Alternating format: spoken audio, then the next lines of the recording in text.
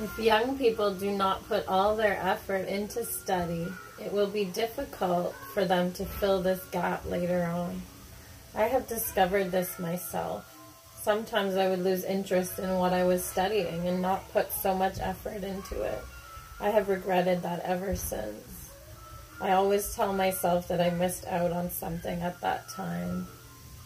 On the basis of this experience, I always advise young people to consider their school years as one of the most important times of their life.